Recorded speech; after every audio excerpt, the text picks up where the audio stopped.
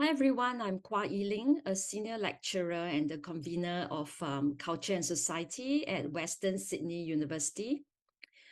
My surname is Kwa, and that comes first, followed by my given name, Yiling. I would first like to acknowledge the traditional owners of the land on which we meet, Darak Iowara, Darawa, and Wiradjuri peoples. It is upon their ancestral lands that Western Sydney University is built. I wish to acknowledge that sovereignty was never ceded and the land we're meeting today remains stolen and occupied. I wish to acknowledge my privilege, complicity, and responsibilities as a migrant living and working and reaping benefits from a settler colonial system that continues to perpetuate injustices and inequalities against First Nation people. I would like to pay my respect to the elders, past, present, and future, for they hold the memories, the culture, and hopes of Indigenous Australia. I would also like to extend my respect to the Aboriginal and Torres Strait Islander people who are present here today. Radical Anti-Racism Today is an online seminar series organized by Culture and Society Discipline at the School of Humanities and Communication Arts, and as well as Institute for Culture and Society at Western Sydney University. The seminar series, curated by my colleague, Professor Alana Lentin, features new books on abolitionist, anti-colonial, internationalist, and anti-racism works. We have thus far conducted 3 seminars, as you can see from the program, in the first half of the year. And if you have missed the first 3 seminars, not to worry, because you can catch up on the recordings found on WSU, Western Sydney University Institute for Culture and Society webpage. Today's seminar is the 4th in the series, and it will be recorded and uploaded on the same webpage as well. I'll now invite my colleague, Professor Alana Lentin, to introduce our speakers for this evening's seminar. Hello, everybody, and welcome. It's my absolute pleasure to welcome our 2 speakers today, Avia Sarah Day and Shanice Octavia McBean. And they're going to be joined in conversation by Professor Maria Giannakopoulos. I'm just going to say a couple of words about all of these fantastic speakers, and also just hold up my copy of the wonderful book that we're going to be discussing, which is Abolition Revolution, which I highly recommend everybody gets a copy of from Pluto Books. So Avia Sarah Day is a Black community organizer with Sisters Uncut and Hackney Copwatch in London. The rest of her time is spent as a lecturer in criminology at Birkbeck, University of London, organizing in her trade union branch and reflecting on how to build workers' power through anarcho-syndicalism. Shanice Octavia McBean is a Black writer and activist, also in Sisters Uncut. She grew up in Birmingham before moving to Tottenham in London, and she describes herself as a revolutionary and Afro-Marxist, and has also organized in anti-racist groups and trade unions. Maria Giannakopoulos is a Greek-Australian academic of law and justice at the University of New South Wales, School of Law, Society and Criminology, working on decolonizing approaches to law and criminology. She's currently writing a book titled Colonial Debtscapes, Austerity, Sovereignty, Law, which I'm highly excited about, and especially because it counterposes the highly visible Greek debt drama with the continuing yet invisible sovereign debt crisis of colonial Australia, which I think was an extremely interesting juxtaposition. So without further ado, the way we're going to run this evening is Maria is going to lead a conversation with Avia and Shanice for about just under an hour. And at the end, there'll be plenty of time for you to ask questions. You can either participate vocally, just raise your hand and ask to speak, or you can also, if you're more comfortable with that, put your questions in the chat. So over to you, Maria. Thank you. Thank you so much, Alana. Thank you so much for inviting me to be part of this excellent conversation. And I'd like to begin by doing an acknowledgement of country. I'm at home tonight, my home, which is in a Sydney suburb built upon the lands of the Wangal, Bedigal and Kamiagal people of the Eora Nation. I want to acknowledge that their sovereignties and their laws were never ceded. and that the land was stolen, and all around the country that sovereignties and laws were never ceded in the place that was stolen and renamed Australia. I don't know if we've got Shanice here yet, but to Avi and Shanice, I want to congratulate you on your excellent book, Abolition Revolution, which I have here, and I also strongly suggest that everybody get their copy. I found this book exhilarating to read. It's so brilliantly clear in its aim and its direction. I found the structure of the book to be genius because it manages to capture the difference and togetherness dynamic of separate but interconnected struggles, especially of the last few years. You take us through and to abolition revolution through your incisive and grounded critiques. The book is comprised of 16 theses and symposium that form the book, and they're born of struggle and organising. And it seems to me that the book demands to be read in and returned to those spaces and to do its work in those spaces. So I'll keep that introduction short so that we can hear more from you. So to begin, I want you to tell us something about how you came to write the book together. Yeah, Shanice is here, by the way. Hey, Shanice. I can maybe answer that and kick us off. So I was approached by Pluto Books back in sort of the end of 2019, and they wanted a like introduction to abolitionist organizing, or no, abolitionist politics, like an ABC to abolition for like British audiences, on the kind of understanding that that was like a very new term to British audiences, and they wanted to kind of, you know, basic kind of rundown. And I'd been trying to hang out with Shanice for ages, and thought this is a really like sneaky way to get to spend more time with her, to get her to commit to a book project where we'd have to hang out all the time. And went to her and said, "Do you want to write this book together?" And she was like, "Hell yeah!" And it worked. So yeah, you know, that was a cool, albeit slightly sneaky way to hang out with my best mate. But yeah, over that time, you know, end of 2019, obviously, you know, when we're doing the proposal and that, you know, COVID-19, pandemic, and then lockdown, and then Black Lives Matter 2020, and then just at the point when we'd, you know, signed the book contract, the week that we signed the book contract, Sarah Everard was murdered by PC Wayne Couzens.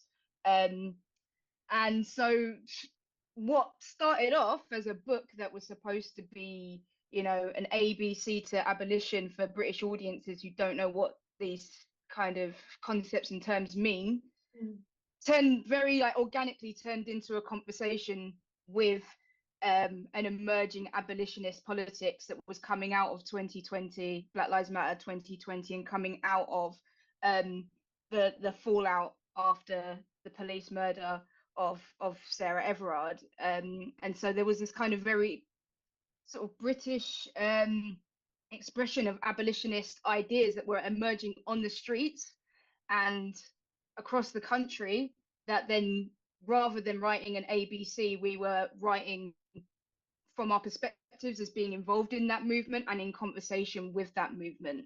So things changed a lot from the point when Pluto asked us to write this book. But yeah.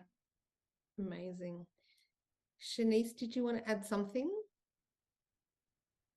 Can you hear me, by the way? Yes. I just wanted to add that Avia brought this proposal to me on my birthday, which is a missing element of the story as a birthday present. Gave me a copy of the Golden Gulag and wrote in a card, "Hey, would you like to write this book with me? Happy birthday, by the way." So just a bit of extra context. Oh, that's fantastic. That I mean, the ABC sounds like that would have been an interesting text to write, but this one is so rich and grounded so much in the period. So tell us a little about the title. How and why do abolition and revolution belong together? And about how did you come to structure the book as the 16 Theses and the symposium? I find that, I mean, I think you've already given some insight to that, but maybe we could hear a little bit more about that abolition revolution dynamic. Yeah, I Denise, can do you want to touch take on that? that. Yeah, go on. Yeah, sure. So I think there are a couple of ways to understand abolition, revolution as a term. And one is the kind of revolutionizing of abolition as a radical politics, and the kind of upswing and uptake in that kind of political ideology or positioning across the globe. But then there's also, I think, definitely more where we were coming from our own political heritage and traditions, was the idea that actually, if you want to fundamentally change criminal systems, carceration, that can't come about from tinkering around the edges of these systems, or tinkering, with some diversity project here or recruitment scheme there. That actually we need fundamental transformation, and that's not just at the institutional level, but the global economic, political, and social level. So I think what we wanted to do was kind of almost bring back this idea of a revolutionary Black politics that was popular around the times of, the Black Panther Party and the Black Power movement, and kind of bring that to a modern context, and try to communicate the need for revolutionary politics through a framework that is popular today, which is abolition. And on the thesis structure, it was kind of a copycat of a copycat of a copycat. So I had read Tithi Bhattacharya's Feminism for the 99%, which structures itself in similar but different theses. And so I had reached out to Tithi and said, "Oh, hey, can we pinch this structure? I think it could work quite well for what we want to do." And it turns out that she had in fact taken that structure from Gramsci. So there's a long tradition of writing explanatory text in this kind of theses model and format. And I think what we were trying to achieve with it was to be able to communicate complex ideas in bite-sized, accessible ways. The intention of the book, as I said earlier, is to be able to be read in activist and community spaces. So, being able to photocopy and reproduce a self-standing theses in that book is kind of how we want the text to be used. But also, I think what was said earlier about how these different points in struggle and points in history and points in time are separate but fit together as a whole package is correct, which is why we had different themes and 4 different sections that we grouped the theses under. So I guess it was A, to be accessible, but B, also to kind of present complex ideas in ways that hopefully were bite-sized and could be well understood. Yeah, definitely. I wanted to kind of add that, I think that one of the reasons why we kind of felt it was really important to have revolution in the title is, like abolition and revolution together is like abolition is kind of responding, as Shanice was saying, to the kind of emerging movements of our time that speaks to our time at a point when policing, immigration controls, all forms of like state and kind of like militaristic in our controls on our communities, in prisons, etc., has been ramped up so far that it is kind of impossible to be in any kind of movement and not have to confront, some kind of arm of the violent state. And a lot of abolitionist kind of literature, I think we noticed often does acknowledge that it takes more than just getting rid of the prison and getting rid of the police, and it takes a kind of overhaul of our current, ways of living and building something new. But I think, as Shanice was saying, we kind of wanted to link that to the kind of global revolutionary movements of the past in much more explicit ways, because sometimes that can feel a little bit vague, especially when, what we're trying to say is, we're going to need to seize the land, we're going to need to seize the means of production in order to build that new society, and that this is a, it's a combative project. It's not kind of a lofty project or a vague project. It's like, so I think bringing in that concept and that idea of revolutionary struggle kind of brings in maybe a different way of speaking about, okay, what's it actually going to take to get rid of police and prisons. Yeah. Oh, it's fantastic. I really like that description that you just used, the combative project. It's a combative project that sort of leads me into the next question, which is more about thinking about this combination of abolition, revolution, and your particular take, or bringing those two concepts together in the way that you do, really does offer something around around understandings of what abolition is, and even perhaps what revolution is. You say in one part of the book, abolition demands we change not only ourselves, but everything. It demands a fundamental transformation and reorganization of society. And that can only ever be a revolutionary project. And, I found that incredibly clear, and really empowering. And so I just want to hear more from you, or have the audience hear more from you as well about, is this your contribution of attempting to kind of give more shape to this concept in this current period? Yeah, I can jump in there. So I think, yeah, please. There are a couple of ways to answer this question, and I think one actually starts with our frustration, and our frustration with people who we have considered movement leaders, or who have, in the past been a huge inspiration to our activism and our work. And I think the frustration that we felt was there was often the use of the word abolition as a kind of radical language, but then there would be something that would cause the practical implementation of that radicalism to kind of hit a brick wall. And often when we were looking at our leaders or people who we've been inspired by in the past, oftentimes what we were witnessing is a radical language, but a practical reality that included, sponsorship deals or partnerships with police or partnerships with big business that were actually causing the kind of radical edge of our praxis or our movements to be lost. So I think out of this frustration, we wanted to kind of remind the movement that Black radicalism was never about ending at capitalism, but going beyond it. And in this kind of new moment of energy and of radicalism that abolition has brought, we wanted to bring that idea of kind of revolution, of systemic anti-capitalist change back into the kind of space of Black radicalism. But I think more kind of looking at someone, let's say like Ruthie Wilson-Gilmore, who makes this point excellently throughout her work, which is that, to summarize quite simply, criminalization is a product of a profit-making system, capitalism, that uses bodies, particularly Black bodies, particularly working class bodies, particularly migrant bodies, for its own ends. And one of the tools in which it does that, and one of the tools in which it continues to exploit and extract from land, body, and resource, is through criminalization.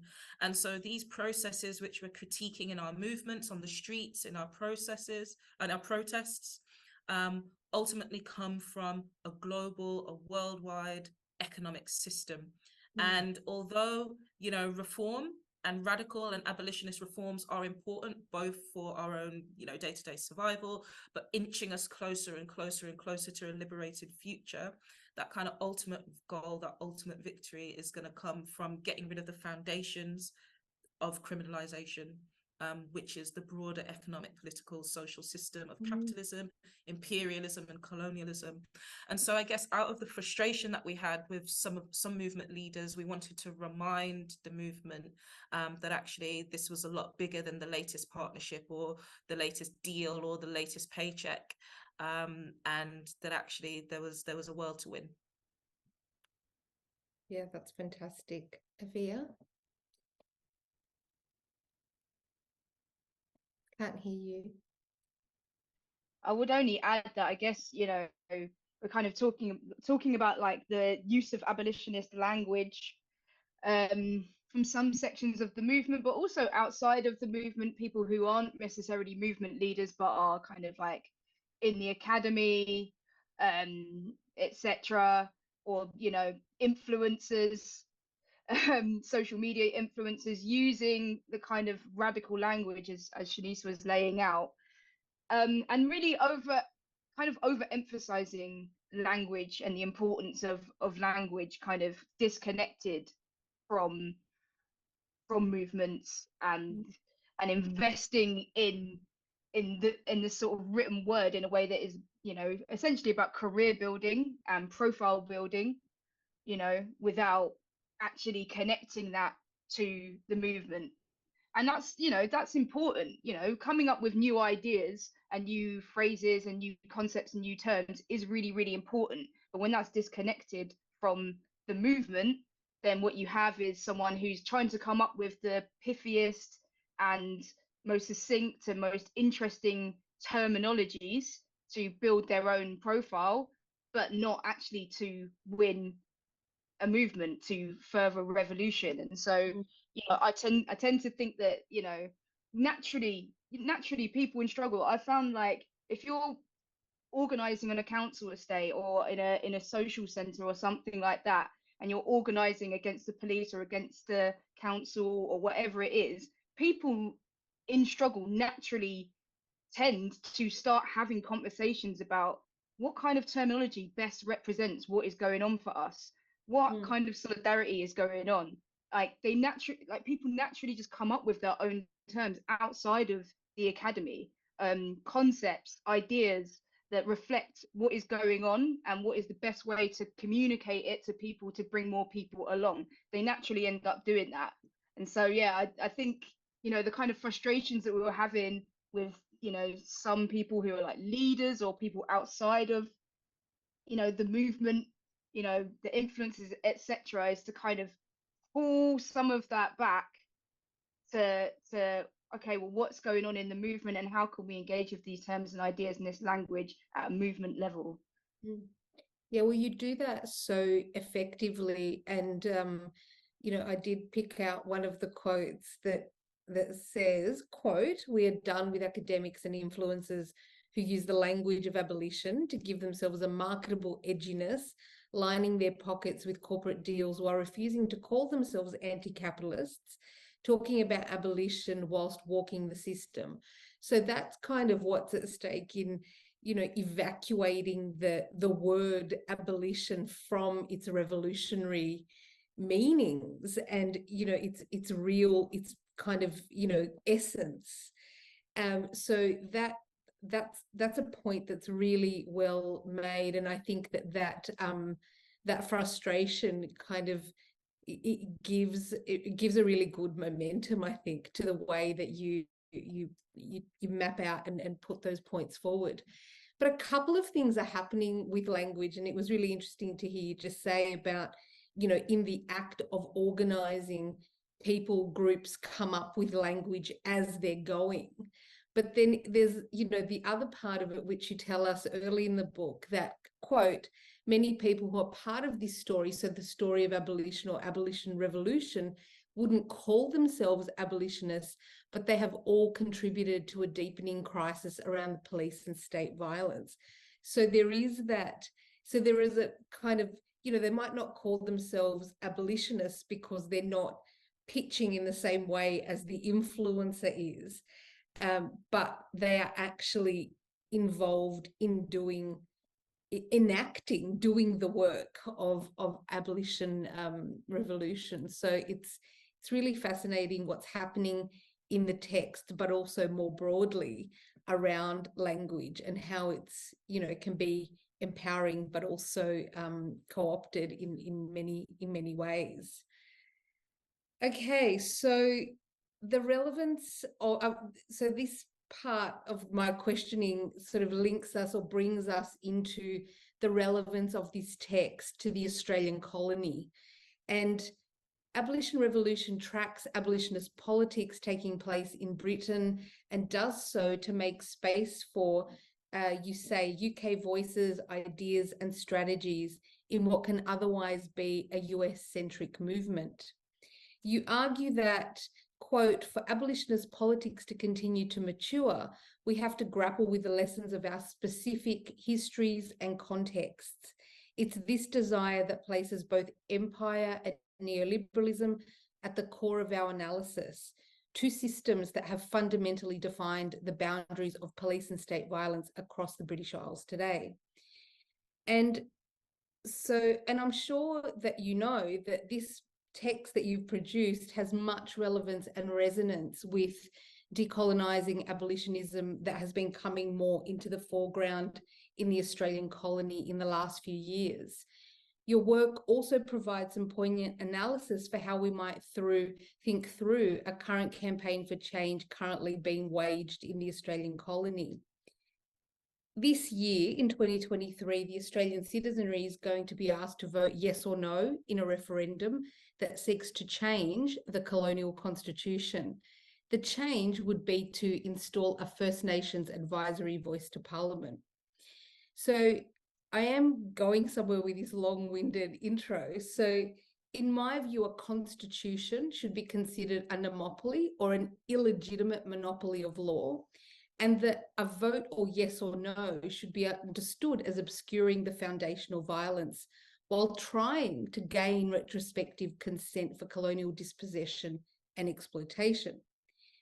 So in light of this, I'm wondering if you could say something about the importance of what you tell us early on is the importance of fighting not just against the reality of oppression, but the systems that give rise to those oppressions. So I might, get you now to reflect on, how the work from the UK context can start to kind of be thought, and how you think it might assist us in our kind of decolonizing abolitionist kind of trajectories that many of us want to be on. Yeah, I can jump in there. Thank you. I think I want to go backwards slightly to what you said about a lot of people being part of or who've brought the abolitionist movement to where it is today and brought it forward wouldn't necessarily call themselves abolitionists. And I think actually that is a huge lesson for us in how we can start to challenge these more foundational systems such as colonialism, imperialism, neoliberalism, etc. Because a lot of these isms, a lot of these words are quite complex. And, even the term abolition, there's a lot of debate about the language, but what's much more important is the practice and the praxis. And that's why, so I think, for example, of what happened at Clapham Common Vigil, when Sarah Everard was murdered by a serving Metropolitan Police officer. And a group of women and feminists assembled at Clapham Common, which is a park in South London, to kind of protest that murder, and they were violently shut down. But what's important about that context is the fact that those women were told not to be there by police, were told that they couldn't protest, that it was illegal, that they were going to get arrested, and they turned up anyway. And that, for me, was an abolitionist act. That, for me, was an act which challenged the authority and challenged the very foundation and constitution of the rule of law and policing by consent. And that was an act that brought the abolitionist movement forward, but was done by people who wouldn't necessarily call themselves abolitionists, or who wouldn't even necessarily start from an anti-police violence or kind of anti-police politics. And I think that's a really important lesson, because when you're looking for wins and when you're trying to generate success, in our movement spaces against what can be quite, scary behemoths of, these huge systems. Where do you even begin? I think asking those questions of where can we begin to chip away at those kind of founding principles that we take for granted. So one of those in the UK is the rule of law. Well, as you were talking about the Constitution, the idea of the rule of law, the idea of law created by a violent state in the interests of a bourgeoisie capitalist class, that has legitimacy, this idea of the rule of law, but that very idea is in itself violent against certain populations and certain people, working class people, Black people, and while it's pitched as being protective, in reality it's oppressive, and kind of being able to chip away at these assumptions, that these kind of founding ideologies of the system, whether it's colonialism or capitalism, and finding ways to undermine and delegitimize in practice, I think is certainly a positive direction to go in. So I think, for example, of the Child Q case, which we talk about in the book, where a young girl on her period was strip searched by police in school. Her parents weren't informed. She was taken to a room alone with officers and strip searched. They were looking for weed. And, one of the things that local groups suggested, which again is abolitionist practice, right, is for parents to withdraw their consent from the behavioral contracts that actually enable police and teachers to perform these acts of violence against students. Now, you don't have to call that abolitionist in order for it to be abolitionist. So I guess how I would answer that is, looking for these ways to chip away at those foundational principles and to begin establishing a new type of consent, a bottom-up, working class, Black, Native, etc. version of community accountability and consent is definitely one way to approach that. Yeah, that's fantastic. Did you want to add something, Avia? Yeah, I would say that just as Shanice was speaking about, kind of what happened at the Clapham Common Vigil, it's kind of interesting to reflect on this. I think Rosa Luxemburg said something about, how quickly things can change, like on the barricades, in terms of people's appetite for radicalism, and we sort of saw that switch very, very quickly. The types of people that turned out to that vigil were mostly not seasoned protesters. They mostly came because they wanted to mourn. There was, it wasn't completely white, but it was majority white, probably quite a lot of white middle class women. And because of the context of what had happened, many of them, were survivors of different kinds of domestic or sexual or other kinds of gendered violence. And the context of what was happening that week around Sarah Everard's murder, the police response to the vigil, the release of the information that it had been a serving Metropolitan Police officer that had been arrested, led to, women basically who might not normally have a confrontational relationship with the police or have a confrontational experience of the police to square up to police, to stand their ground against police, to refuse to obey orders, and even in attempts to hold them to account for their behavior. I saw women shouting in the face of police for their behavior towards women, for their times when they had been raped and they'd gone to the police and they got dismissed, and screaming in the face of police officers, trying to hold them to account even in that moment. And that was, yeah, like it's kind of interesting how those things can shift so quickly. And I think Shanice is right, that people there would not necessarily call themselves abolitionists, but it didn't take much for the kind of theatre of consent-based policing and liberal democracy. It didn't take much for that to be challenged, with the police, to reveal themselves, and the kind of huge pushback that you got from women at that vigil. And I think it's a really, really great example. Yeah, and it seems that those actions, those abolitionist actions, carry with them really, just by necessity, what they're doing, the resistance, the refusal, is a really powerful critique of the oppressiveness of law and laws, and the way that they, seek to contain social change. And, there must be a refusal of those codes and systems to move us forward. Thank you so much. Yeah, just to Yeah, just go quickly ahead. add to that, because I think it's really important to talk about kind of moments and kind of pockets of action in history, because sometimes people talk about movements that kind of go up like a rocket and down like a stick, and people had their black squares, but what are they doing now? But when talking about what happened that year with Sarah Everard, I really think it's important to kind of track the momentum that 2020 and 2021 created. We had the Black Lives Matter movement, which, yes, the protests were going for a few months, and then slowly in the UK started to peter out. But actually, if it wasn't for the Black Lives Matter protests of 2020, there wouldn't have been that immediate rebellious spirit in March 2021 to fight back against the police. And I think, those two things are interconnected. And then if it wasn't for what happened at Clapham Common Vigil, which came off the back of Black Lives Matter, there wouldn't have been the Kill the Bill movement. And the Kill the Bill movement didn't achieve its stated aims of stopping the police crime and sentencing and courts bill.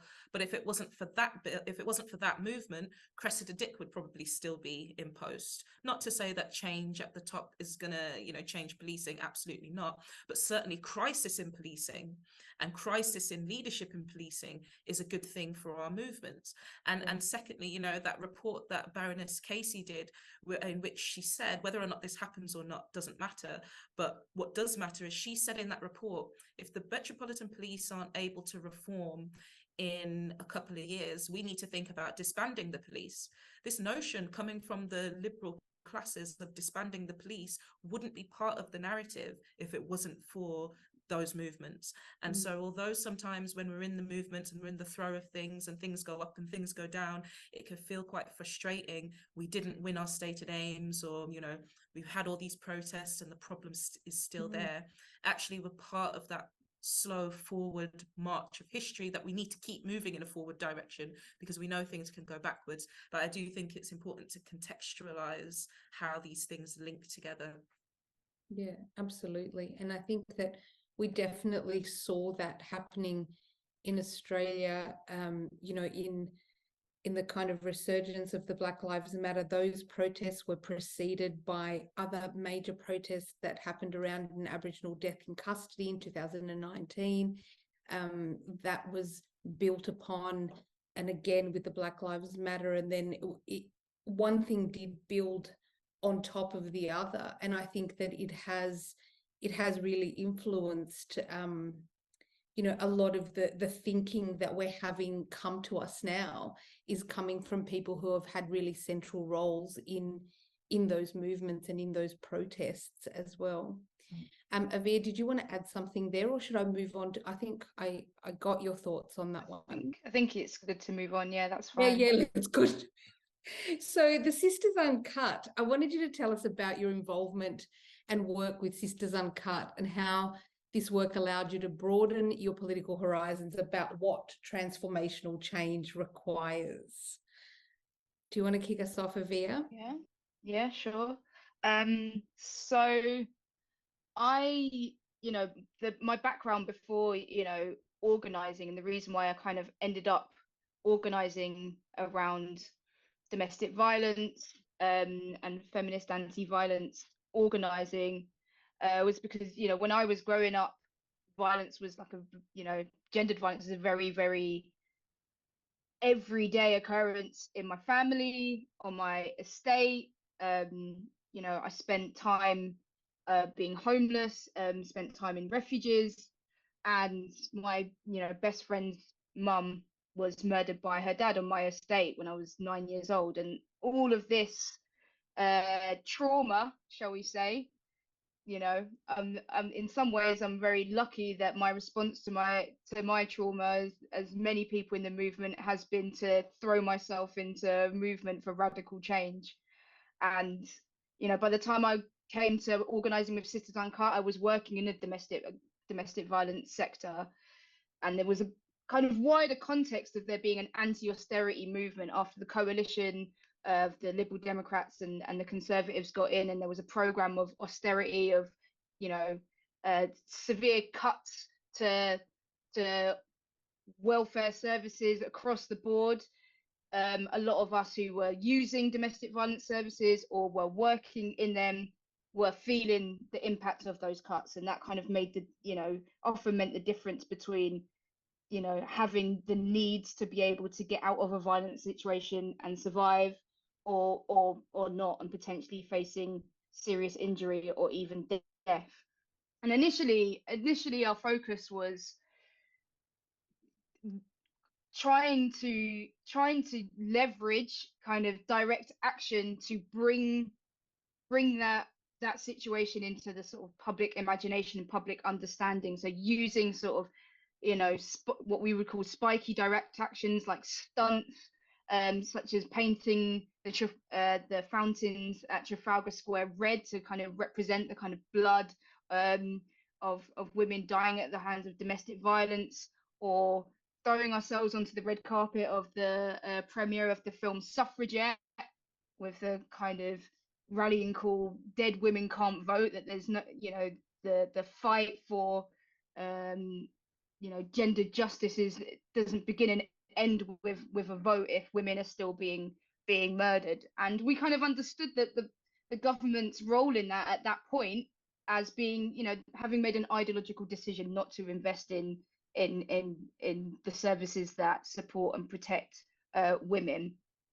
But as we grew, you know, out of a sort of London group to sort of groups all over the country, and as we started to shift our organizing sort of away from those stunt-based actions to kind of deeper community organizing, our politics shifted as well, and our understanding, you know, of the what was happening in the kind of funding landscape, you know, started to shift. So we started to notice that not only was that money being taken out of refuges and community-based services, but it was being rerouted into the kind of services that were very closely working with the criminal justice system, that the state's aims around domestic violence was to sort of backed up their law and order, lock them up agenda. And we noticed that a lot of survivors were also getting, it wasn't just perpetrators that were being arrested in this kind of expanding the criminal justice response to domestic violence. It was also survivors as well. And so we started to look at the state quite differently, and the kinds of things that we felt we needed to organize on kind of expanded out of, say, ring fencing funding for domestic violence services, to taking a much more critical analysis of the state and its role in perpetrating its own role in perpetrating violence, particularly gendered violence in our communities. And that's kind of when we started to shift towards a kind of more abolitionist stance, as well as, you know, looking at sort of transformative justice approaches to violence in our community. So rather than relying on the police and prisons to supposedly contain individuals who are acting violently, starting to look at what can we use outside of that, like what do we need to get to the root of it, whether that's, you know, education, investment in education, investment in housing, investment in mental health support. So yeah, that's the kind of a whistle-stop tour of like how we moved through our politics in Sisters Uncut, and I'm sure Shanice may have more to add. Yes, Shanice. I don't actually. No, Okay. that was a good summary. It was really great. And I mean, that kind of does link in with the question that I had for you next, which is about funding and defunding. And what would defunding mean? And what would a revolutionary abolitionist approach to defunding look like? So I think that you've already given us some hints there, Avia. But maybe Shanice could say something a bit more about defunding in a revolutionary way. Yeah, so I think one of the reasons it's important to think about the question of abolition in a specific and more local context is, for example, the fact that the police have been defunded in the UK. They've been recently refunded in the Boris Johnson prime ministerial era, but before then, and certainly whilst the kind of Black Lives Matter movement was gaining traction, from kind of the 2014 period to the 2019-ish period, the police had been defunded over many years, and yet the violence had continued. And so I think it's important in that context to highlight the fact that simply defunding and simply affording the police less funding doesn't necessarily mean that there is less criminalization, because what we've seen in the UK is the function of policing has been shifted from the funded police forces to, for example, the public sector. We've got the Prevent scheme in schools where teachers are being asked to do the job of policing. We've got immigration checks in hospitals where doctors and nurses are being asked to do the work of policing.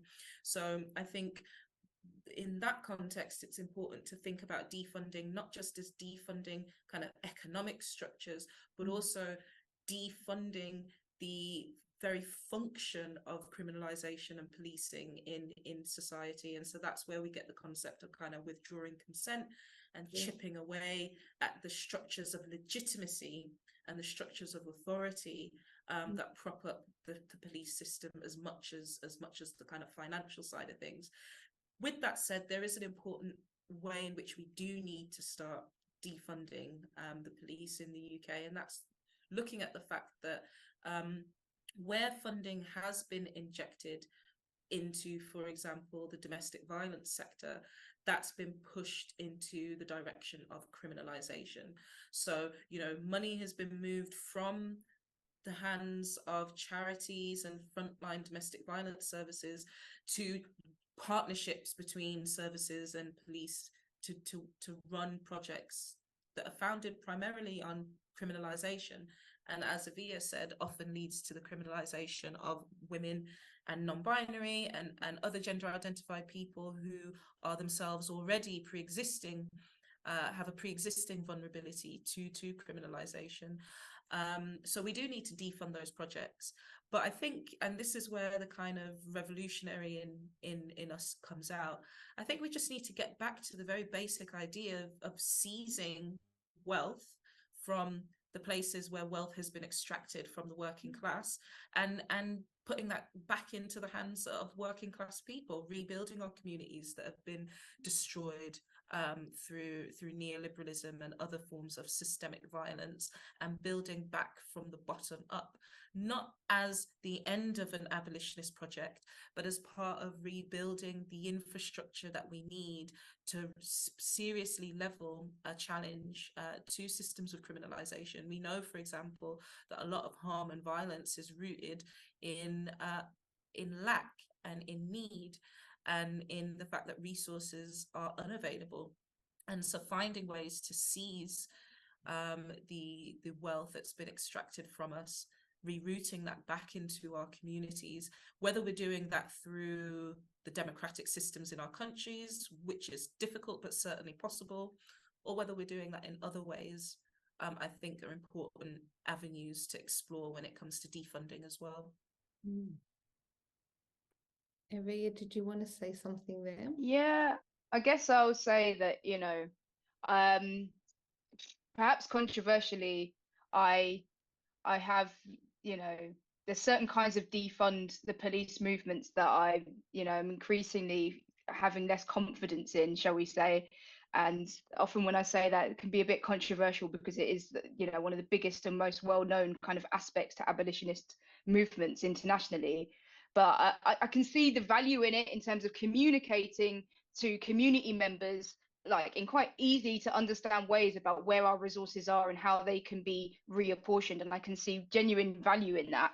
But in terms of sort of trying to negotiate with the state to kind of what seems to me to return to that kind of welfarist, state welfarist models, I don't think is very likely to get anywhere. You know, that's a kind of context that, you know, the post-war context even of itself was a compromise on much more radical and often communist kind of organizing. And so that kind of welfarist model was actually a compromise on something, you know, that was people were organizing for, that was much more radical. So the starting point of, you know, trying to negotiate with the state to reapportion money away from the police and towards something more welfarist and community based, especially at this you know, political context, while, you know, we're facing something very different with like the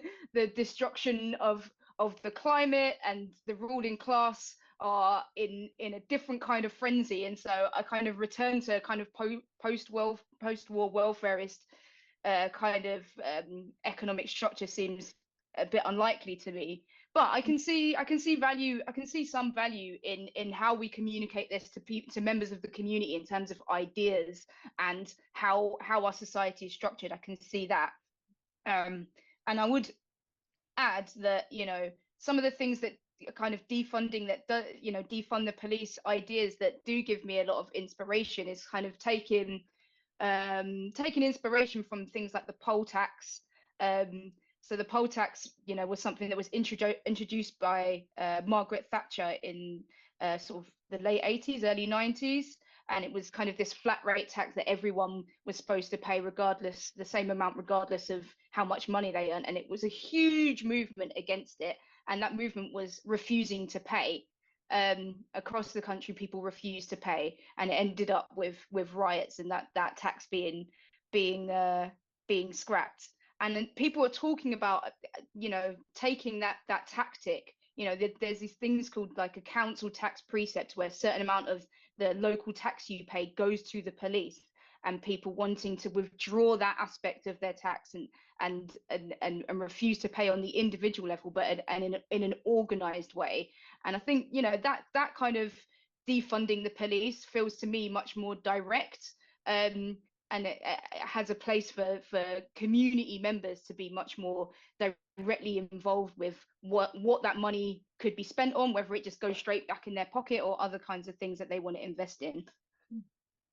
Yeah, you're right. It cuts out the, you know, it is more direct. It's saying that, you know, this is my tax, this is related to my labor, and I don't want it to go here. Whereas what you've captured so well in the text, or what you've put to us so well in the text rather, is that, you know, defunding has to be, you know, can't be of value if it's sending money in the direction of other carceral structures, whatever form they might take. And, you know, and you track that really well, the way that, you know, they can take, you know, carceral structures have all of these other faces. So, you know, that's something to keep in mind.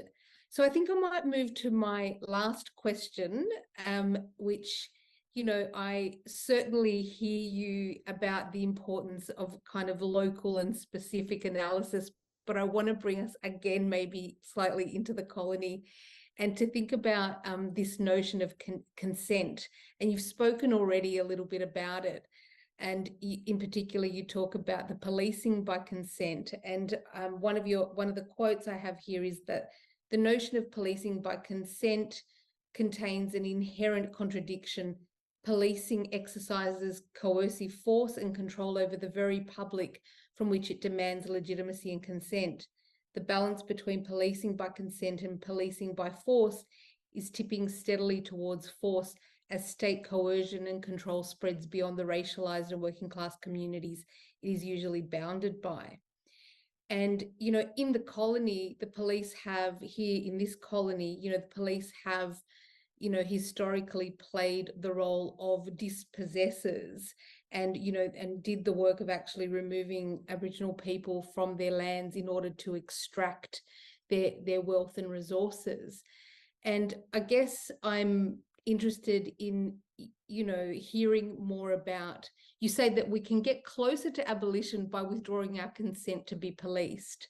And I guess I want to know whether and I think we've heard from you already that that notion of withdrawing our consent can go further, but I would like to hear more about, other ways in which we can withdraw our consent, and, and how far can that go.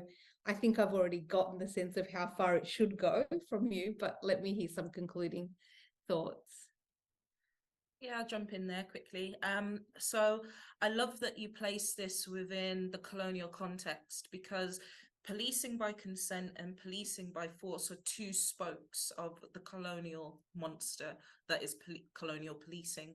And policing by force is what you get typically in the colonies, and policing by consent is what you get typically in the mainland. And of course, you can have a colony and the mainland in one country. So in the UK, policing by force is what you get in colonized communities, the Black community and working class communities, and then policing by consent is what you get in suburbia, in white communities and middle class communities, etc. But fundamentally, these are two spokes of the same system. And policing by consent was largely in the UK an acknowledgement of the fact that different populations within a political and economic system need and require and ask of the system different forms of kind of legitimacy and different forms of manufacturing consent. And so what withdrawing consent is mostly about is targeting people who have the privilege of being policed by consent and not by force, and offering them daily tools that they can use to chip away at the foundations and the tools through which policing gain legitimacy. So that's, for example, through ideological means. The idea of recruitment drives in order to diversify policing and make them look more like the local community. That is a way of manufacturing consent, because what it says to people is using violence and force is fine as long as the people using violence and force against you look like you. And that's a pacifying tool, a pacifying measure that's been used in the UK to try to kind of justify or silence our movements against police violence. And we need to stand against that. But also, maybe controversially, we need to really call out these historical moments that we can look back on reflection and say, actually, that was an example of the police manufacturing consent. So I'm thinking about the Scarman report, the Macpherson report. These were reports done on policing in the UK that were quite seminal and led to quite big moments, particularly the Macpherson report, which came after the racist murder of Stephen Lawrence. And the Macpherson report came out with the conclusion that the Metropolitan Police were institutionally racist. And that was a huge moment, and at that time felt like a win. But in the 20 years since we've had that report, we've had more stop and search against Black communities. We've had more recruitment of Black communities and more recruitment of women, but the violence of policing hasn't changed, and in fact has got worse. Disproportionality is worse. Arrest rates for within the Black community are worse. So we can look back in hindsight and say that actually that was a tool of manufacturing consent. That report was a way to pacify us, to make us feel like, okay, something's happening, something's going to change, when in fact the violence trudges on. So now when we get the Casey report, as radical as its language is and as damning as the report is, we have to see that, and we can now see that within that same framework. And what we can say is, actually, we're not going to wait for the outcomes of the Casey report, or we're not going to wait for the actions in that report to be actioned. We're going to take abolitionist action on the police now. And that's kind of, again, what withdrawing consent means. It means learning these lessons from history and doing things differently. But also, I think withdrawing consent is a way of understanding the idea of abolitionist reforms. And, I guess the question that we have to ask ourselves in our movements is always, is this thing that we're going to do, is it going to chip away at the ideology that underpins policing? Is it going to chip away at policing's legitimacy? Is it going to chip away at the authority that the law has to oppress us? If the answer is yes, that is an example of kind of withdrawing consent and moving in that more abolitionist direction. And I think it's a helpful framework for, particularly when things feel difficult and wins are marginal or hard to get. This idea of withdrawing consent can keep us on the right road. Yeah, thank you. Evia?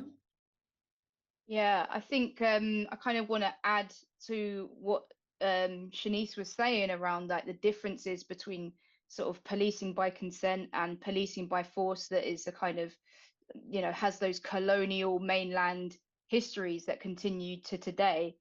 And I kind of, one of the things that's really important, I think, for me is that they're not um they're not strictly delineated. They're not like, there's not a strict distinction between them, and often the line between, you know, force and consent, or like the appearance of consent, can go sort of in and out, and there's this kind of back and forth relationship between like how much people are resisting, how much the, you know, police and the state think that they can get away with.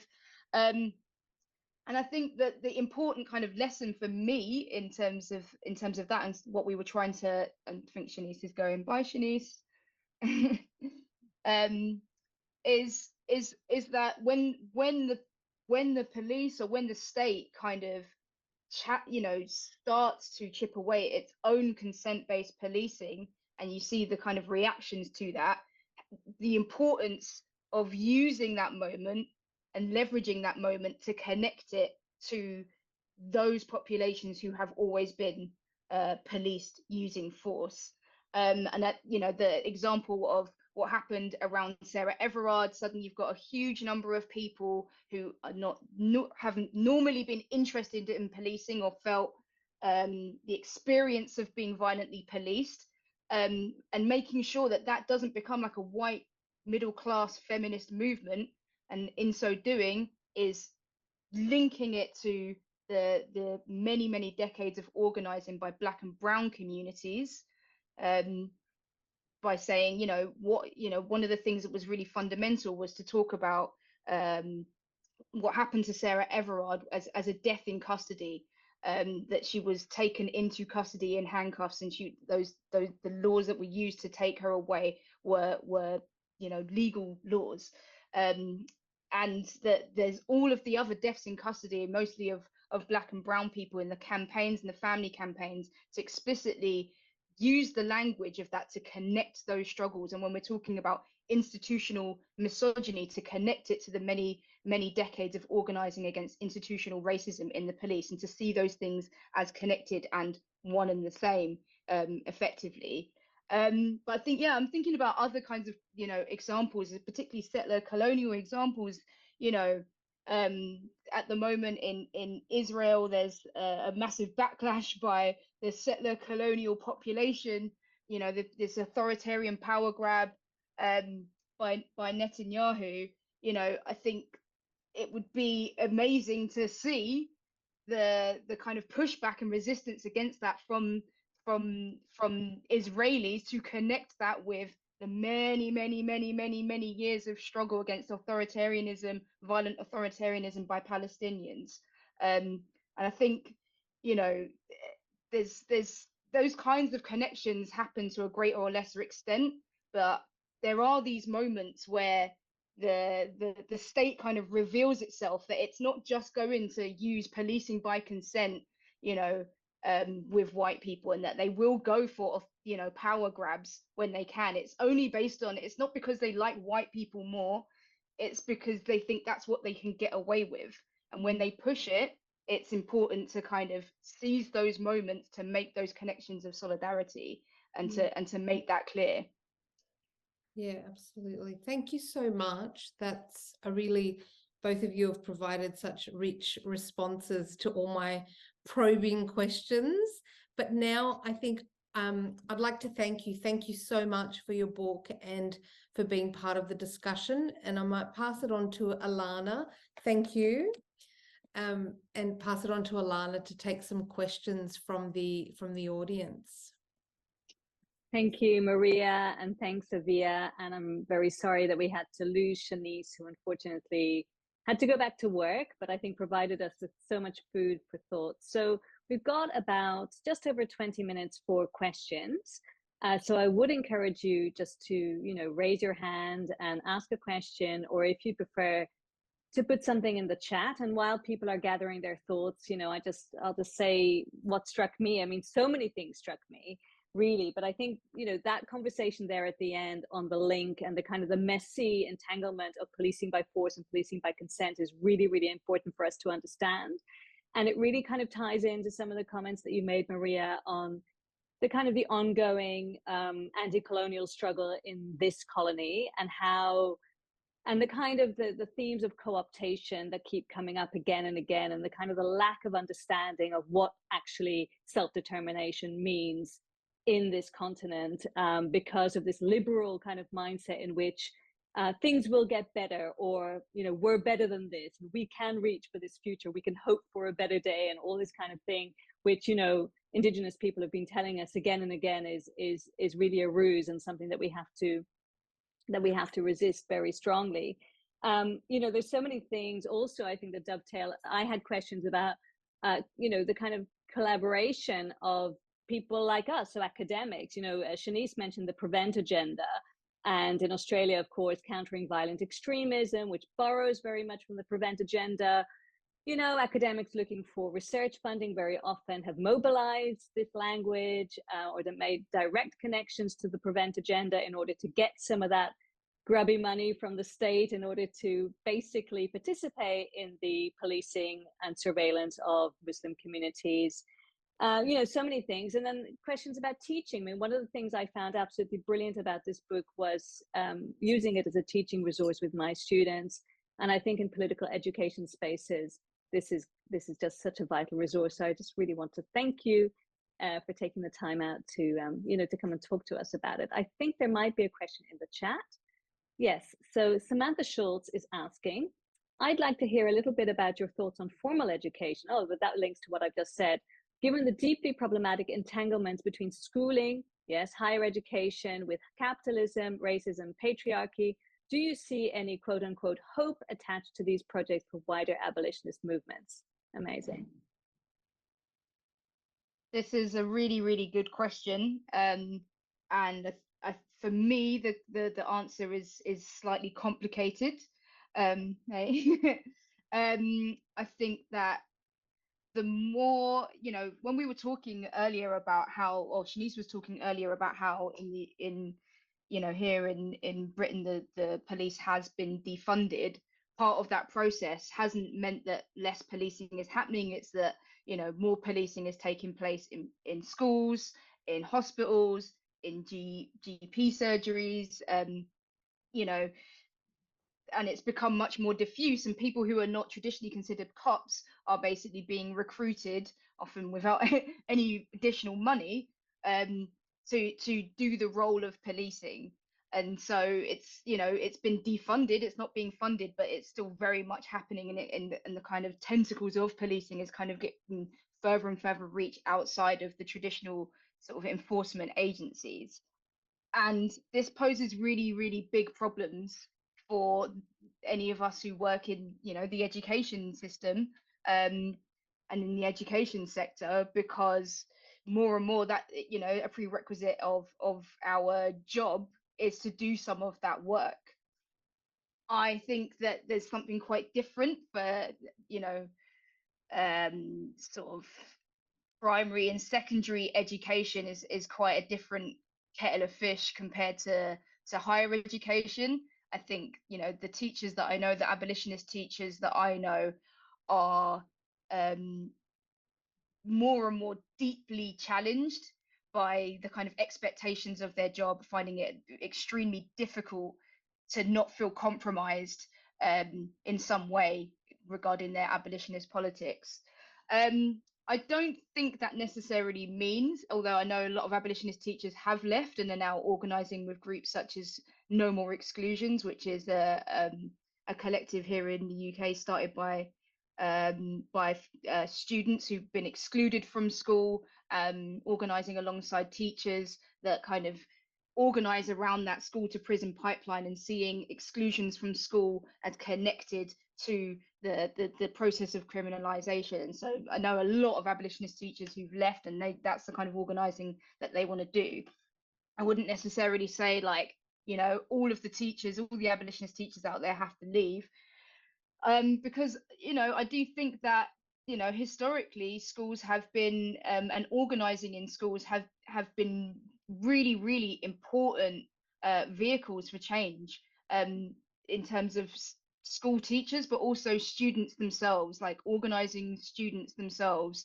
And we're seeing more and more examples of students pushing back against the authoritarian um, kind of nature of schooling at the moment. There's been like protests and campaigns within schools, like in Pimlico, there was a group of students in a Pimlico academy held a series of protests because they weren't allowed to have Afro hairstyles, and there was like um, stuff going on around the kind of hijabs that they were wearing. They were experienced sexual harassment from the head teacher, and they had a school strike that was supported by some of the school teachers as well.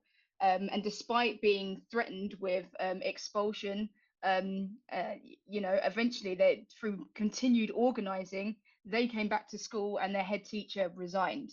And so I think that as younger people and students themselves are becoming more politicized and are you know, becoming radicalized and thinking about the ways in which they can resist, yeah, I do think it is important and helpful to have teachers there to back them up in their struggle. And yeah, the National Education Union is also a very complicated thing in this country, but a lot of that for me, using those kinds of forms of organizational connection for teachers, your trade union, as complicated and ambivalent as many of us feel about big unions, I think there's still a lot to be done there that I think is really good and important to springboard and resist the kinds of criminalization that is happening in schools. Yeah, that's really great. Does anybody else have any questions that they'd like to raise? Just raise your hand or put it in the chat. Again, while you're gathering your thoughts, you know, I mean, Gloria. Okay, let me go straight to Gloria, and then I might come back with my little sneaky question. Go on, Gloria. Oh, I just want to say thank you so much, Avia. It's a shame that your co-author, Shanice, had to leave, but it's just been really great. I need to keep my camera off because I don't have a very stable internet, but I wanted to just come on to say hello. So it's just so great. I've just been writing madly. I don't even know where to start because it's just a brilliant book that I will be getting very, very soon. But what I wanted to say is, you mentioned abolition, that word language being in itself problematic, and also to think about it as a practice. So did you both, can you see another wording or language we can use? Because this work is difficult, as you know, and calling people in is always important. And so the language we use can either call people in, or before we get them to even hear it, it can put them offside. And so I do understand that Black radicalism and abolition as a practice, but it can also conjure some really difficulties in terms of being able to call people in instead of calling them out. So I don't know, it's not a question, but I just wanted to say maybe further thinking around ways in which we can begin to have this kind of conversations to really, because what we are trying to do is to mobilize support from wherever we can into this fight. And it's not a fight that is going to continually be carried out by the people that are most oppressed by the system. And so we need to really be clever about thinking about ways that it can mobilize those outside the oppressive systems to also input and help us with the fight. And I'm just trying to say whether there is a language we can use that is more accessible, especially when we look at the history of Black radicalization. I mean, it's happened a long time ago, centuries, just like capitalism, colonialism. And as we are moving through the world, perhaps there are other languages that we can use that people can feel a little bit more, I don't know, I don't know what I'm trying to say, to be able to help coming to the fight with us rather than the big heavy load being left on the people that are the most oppressed. And so that's what I'm trying to say. Yeah, I think it's a really good question, and I think it's really important to not get bogged down in kind of, you know, quite can seem like very theoretical language. I would say that some of the language of abolition is already there in a lot of working class and black and brown communities. When I was growing up um, in East Ham in East London, a lot of sort of what you'd call skinheads, some racists, some anti-fascists would have tattoos that would say ACAB, all cops are bastards, and they were all working class young young people who were thinking about how their relationship to cops in that way. In black communities, there's a term here called bun Babylon, so like burn the police, basically, is a really common refrain that you'll hear on black and brown council estates all over the country. And so I think they're not going to use the term abolition or abolish prisons or prison abolition, but the kind of language that they use that speaks to their experience of policing, of violent policing, and resisting that is there. I think for me, when I'm organizing, I think it's always important to not necessarily use the kind of, you know, jargony stuff like abolition, but just break it down. Break it down. What are we talking about? We're talking, what is your relationship to police? What is your experience of police? 9 times out of 10, if you ask a working class black or brown person, and even a lot of working class white people in this country, what your experience of policing, it's going to be overwhelmingly negative, and it's going to be an organization they don't trust or necessarily go to with their problems. And so if that's your starting point, then that's a conversation that you can start to have back and forth about, well, what else, you know, what would it mean? So you already not calling the police, how are you dealing with your problems if you're not calling the police? What are the ways that are working for you if you're not calling the police? Oh, well, I call my cousin if someone's nicked something on my estate. You know, that's already happening. Okay, so what would it mean if we then resourced what is already happening on your estate much better without you know, you're already not calling the police, you go to your cousin might be a bit too tired to come and sort out your problems. What would properly resourcing that look like? Would it be a community centre with more people who can respond to incidents of domestic violence or arguments between neighbours, etc.? But I think a lot of abolitionist organising, if you want to call it that, is already. I live on an estate opposite a river with lots of boaters, and lots of the people who live on the boats are anarchists, and lots of people on the estate, like, and literally no one calls the police for their own different reasons, but no one calls the police. And whenever the police do come, which is relatively often, everyone comes out naturally to kind of see what's happening. Okay, so I think there are elements of this that is already happening in working class communities. So rather than bringing a you know, a book full of like words that no one's going to understand, it's about meeting people where they're at, the language that they're using, and starting a conversation there, and then building in from that point. Yeah, I think that's really important. Thank you. Thanks for your question, Gloria. So Ealing has a question, which I think you're asking me to read out, but you can say it yourself, or you want me to read it out? Okay, so, and she's asking a question that I think is relevant to many of us. She says, thank you for your fantastic responses and sharing. And then as an educator receiving a salary, I find it so hard to abolish from within while being totally complicit in reinforcing racial, capitalist, neoliberal systems within the academy. Can you please share how you manage such complexities? I'm sure that's something that we all want to know about. Thank you. Wow. Okay, this is a big question. I mean, I don't know. I feel like, someone like Alana can probably answer this better, because I'm still consider myself a bit of an early career researcher. So finding my feet, on the tightrope between, using an academic position to, for movement purposes is complicated, and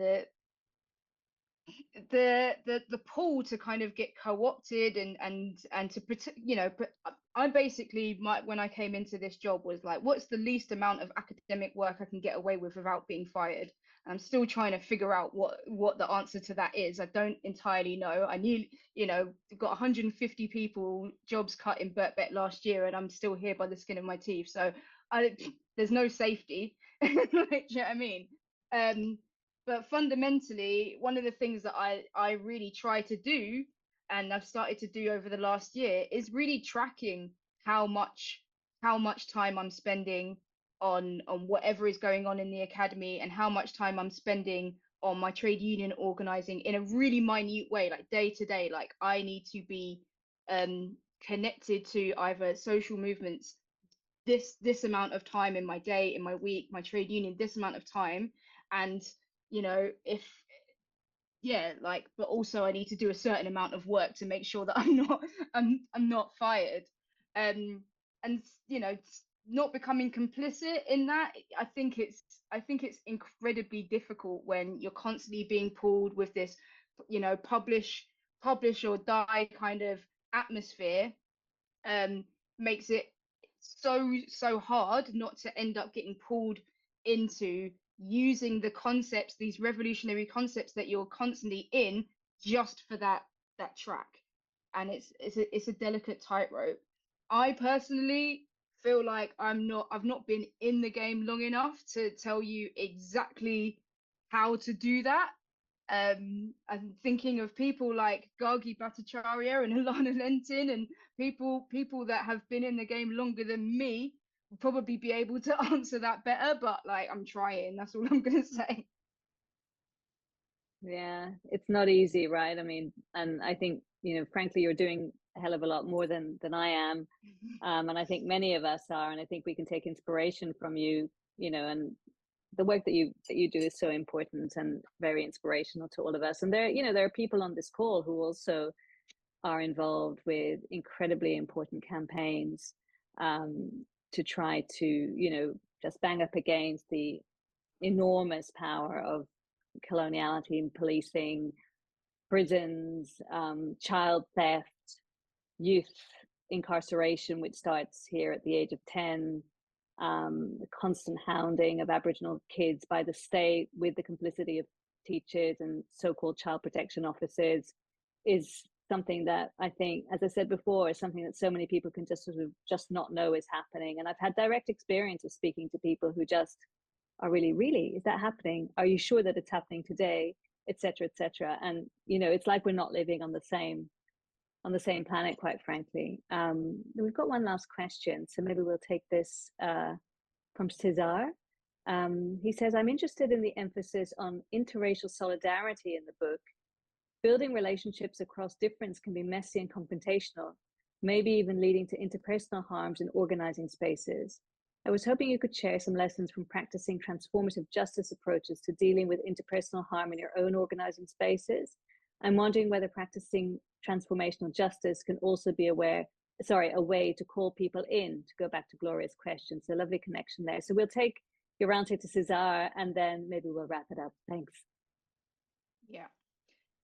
This is a really, really good question. I think that some of the best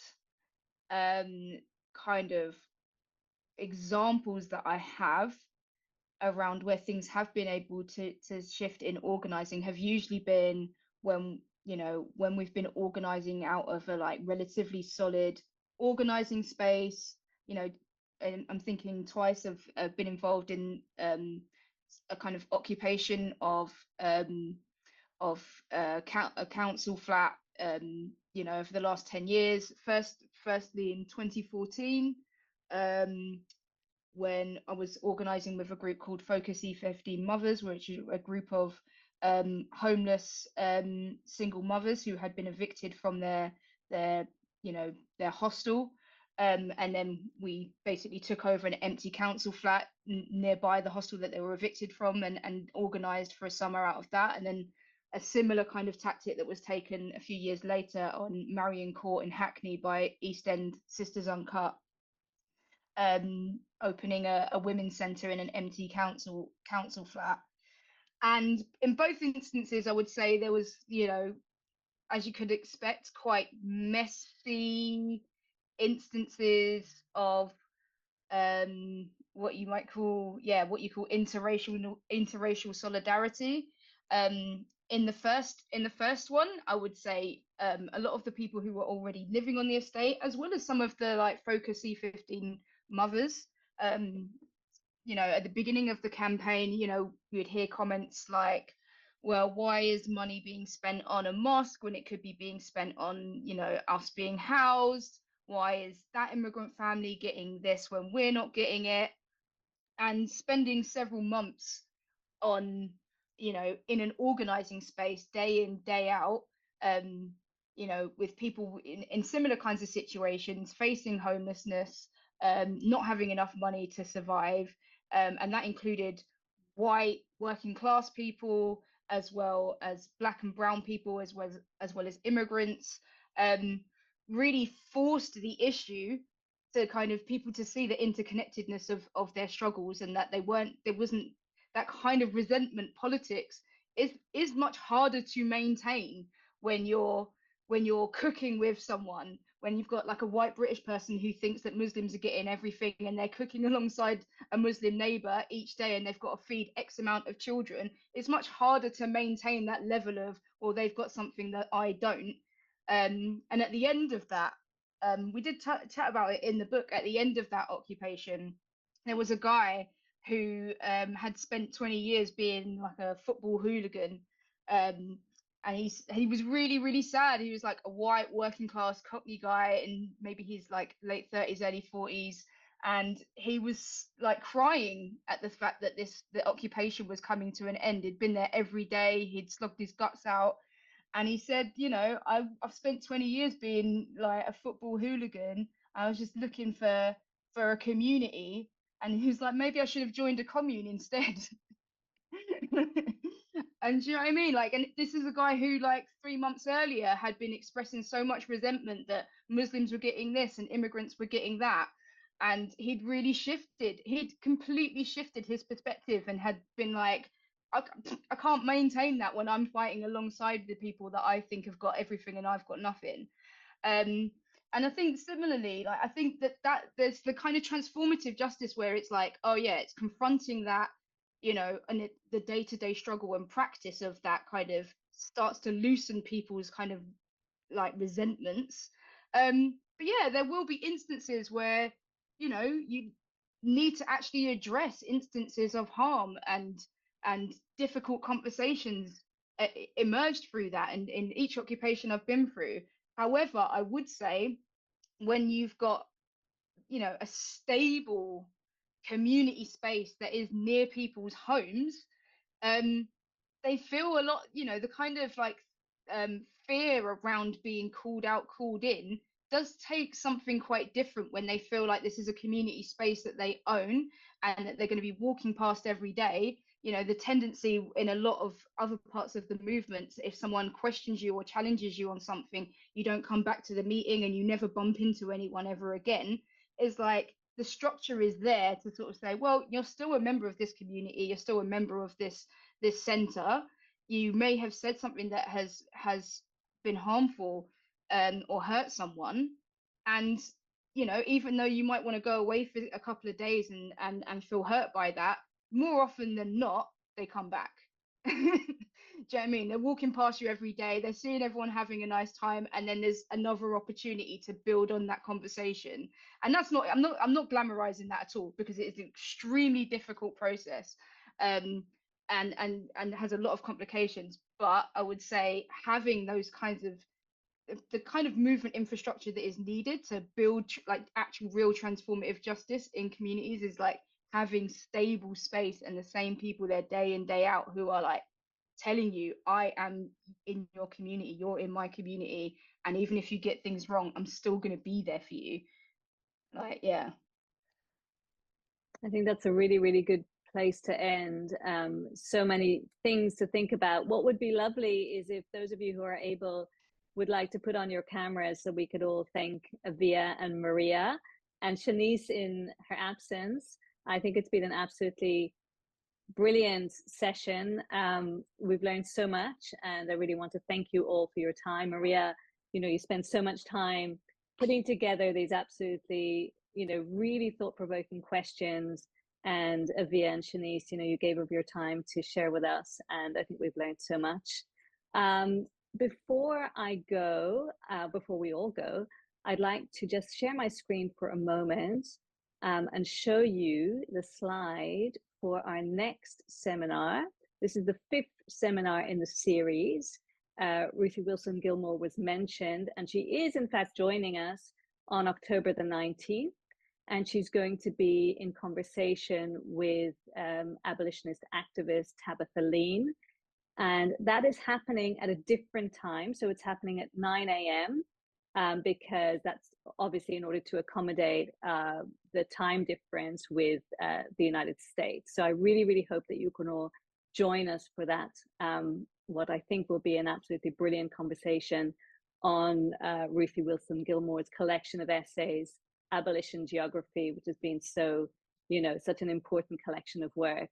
And many people have been reading her work over the years, but I think having it in one book has been really useful for many of us. So yes, thank you very much once again, and we'll see you at the next seminar.